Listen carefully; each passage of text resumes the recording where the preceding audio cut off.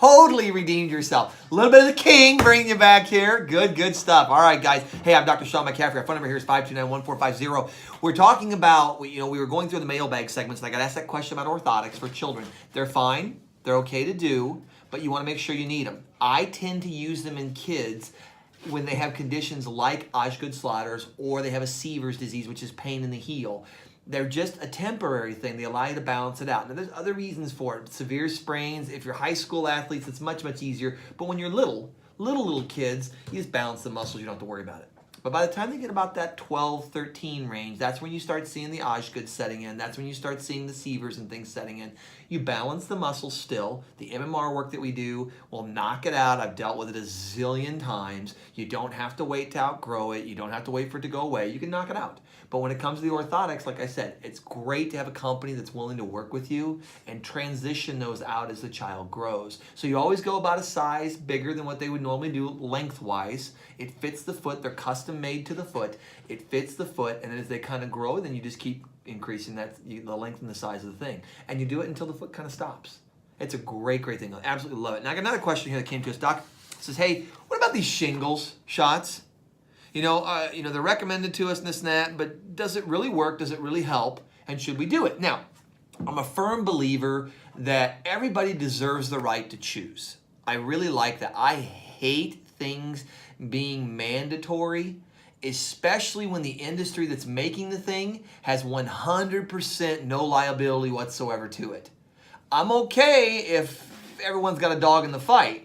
But when you're exempt from any recourse of any kind whatsoever, and you're making a profit off your product, then who's regulating you? Nobody. You can do what you want. Oh, that makes me nervous. But that being said and done, as far as the shot goes and why they do it, now, there's a huge financial gain. There's a brand new version that came out this last year or so.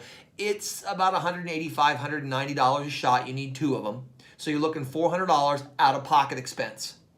Out of pocket. This is not covered by insurance. This will be out of pocket. So there's an expense with this thing, right? So then you say, okay, well, what's my benefit? What's my detriment? And so on.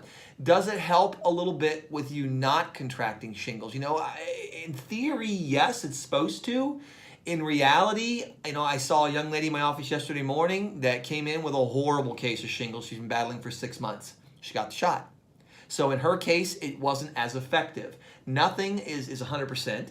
Some of these things are less than that. They wane over time. Some of them wane rapidly within 12 months. Some take 4 or 5 years. So there's a little bit of variation to this. So the question is, should I do it, should I not? It's entirely up to you. The one thing I will tell you that I've noticed, and I've had several of my colleagues and peers that we've discussed this at great length, I noticed about 15 years ago, I started seeing different patterns in shingles than what I had seen the 5 years prior, and especially clinically when we were going through school and our education, the clinical presentation, the pathogenesis of shingles, what it's supposed to look like, it's not looking like that anymore. It's different. And so I questioned several of my colleagues, and I said, what do you think this is too? And one of them brought up a research article that came out that said, look, our effort to do chickenpox shots in children, our effort to do shingle shots in our older adults, is forcing that viral group to mutate and change. And when it's changing, now the presentation in the body is not this predictable pattern it used to be. Now it's different. And I think to myself, all right, wow, so we're making something take a different pathway to irritate and bother the body. It's almost like it's evolved. And that scares me when we evolve things, and it makes me nervous. So again, I think it's entirely up to you as an individual what you choose to do.